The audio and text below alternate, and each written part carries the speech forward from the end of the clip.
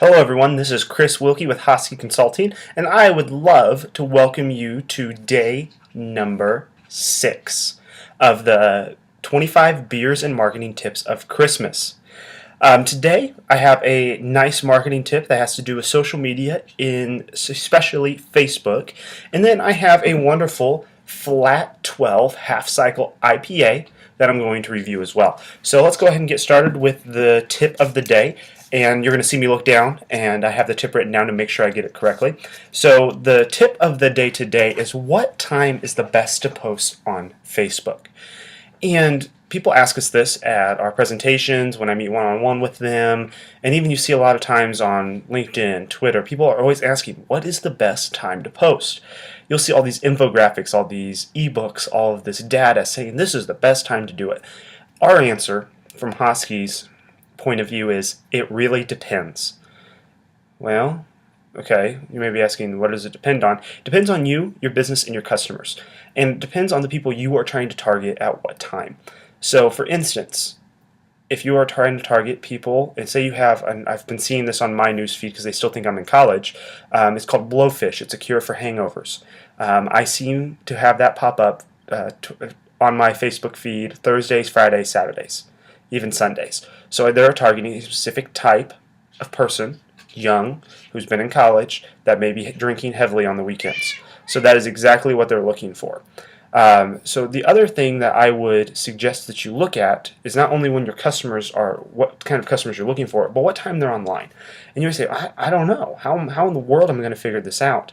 Well, Facebook has done some awesome analytics. So if you go to their page insights on your administrative page of your Facebook account, if you hit the analytics or the page insight button, you'll actually be able to drill down to see the demographics of your target or your people that are on your page, and you can even see when most of them are on Facebook.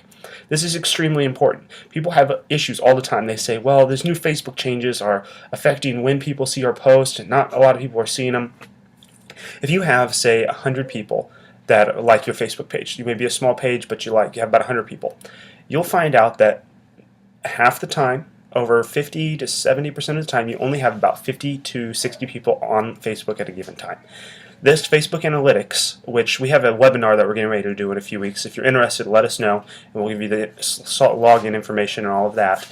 But what this information does is it tells you that Saturdays at 5 p.m. may be the best time to put a post and an offer out, because the most people that are interacting with your page are online at that time. So this is just some good information to let you know when the best time is to post. And it really depends on your business and your fans. Facebook gives you those numbers and the analytic feature to allow you to figure out when the best time is, but you just have to go and use it. So don't follow the sheet that says 2 p.m. on a Tuesday is the best time to post a Facebook post, because for some businesses it may be the optimal time. For others, it may be the worst time in the world because everybody may be out and about doing something else. So go ahead and look at your analytics, see what you have the most interactions on, and then adjust your times to that schedule. Obviously, you want to post when people are awake, but if you're going to a foreign audience, you'll realize that there are time zone differences. So no matter what you do, take a look at all the information you are given, and then make your educated decisions that way. So let's go on to the beer. Today I have a flat 12 half cycle IPA. It is 6% alcohol by volume. It is brewed in Indianapolis, Indiana, and it has an awesome green label, and it is an India Pale Ale. So, for any of you who don't know, I'm going to tell a little story why I opened this one. An India Pale Ale was created because they were shipping beer across the oceans, and the only way they could get it to stay fresh on the ship was to raise the alcohol content. Thus, typical beers range between about 4 to 5.5% ABV or alcohol by volume. And most IPAs are going to be 5.5 or higher. This higher alcohol content avoided a little bit of the spoilage that would happen on these long ship rides. And you would also have, the hops have an anti-spoilage quality to them. I know it's a technical name to it, but you have these, you put the hops in, the hoppier it is, the longer it's going to stay fresh. So that's why these India Pale Ales, based upon the Indian trade routes that they would have, that's why they're higher in alcohol and higher in hops.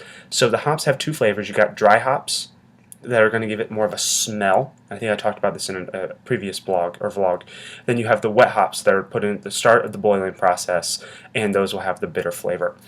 So let's take a look at this beer. And once again, I apologize for the Yingling glass. I only get around to dishes so often, and my Husky glass is dirty currently. So, look at it. It is a very nice, clear, yellowish color. Kind of reminds you of a Miller Lite, Bud Light kind of color there. Very well carbonated. You can see the bubbles floating up if I hold it still. The head, I'm not sure how people measure it in finger lengths. I've never really understood that. That's about a fingernail of head there. You smell it. You got the citrus, you got the pine, you got the hop smell right off the bat. It's an Indian Pale Ale. You're going to get that 95% of the time. So if you ever see IPA and you don't like the bitter taste of beer, it's not the way to go for you. If you've been drinking beer for a while and just haven't really gotten into IPAs, IPAs are typically a spring beer. You'll also find them a little during the winter and during the fall, but you'll mostly find them during the spring. That's when the hops are out, and that's when they brew a lot of these hoppy beers. It smells really good, looks really good. Let's give it a try. That is a very hoppy IPA. And if you don't like hops, you'll find they grow on you just like drinking coffee. I used to not like coffee at all, started drinking really light coffee, putting a lot of crap in it, and then started to slowly get to darker coffee, and now all I drink is straight black, dark, bold roast, whatever I go. So hops I used to not like at all, thought it was disgusting, started drinking them a few times, and then you will slowly build your way into loving a beer such like this. So you taste it, you get a lot of hop smell, you get a lot of hop taste, and hops tend to have a citrusy taste to some of them. This does. It's got bitter aftertaste. On an IPA scale, I am not the biggest fan of IPAs. I would rank them probably third or fourth on my list of beers, but this is actually a really good one. I'm going to give it about a 3.5, 4 stars, just because it's not the best IPA I've had. The finish isn't as smooth as other ones. You still have that really bitter aftertaste that kind of just lingers in your mouth. But otherwise, it's a very nice and crisp IPA.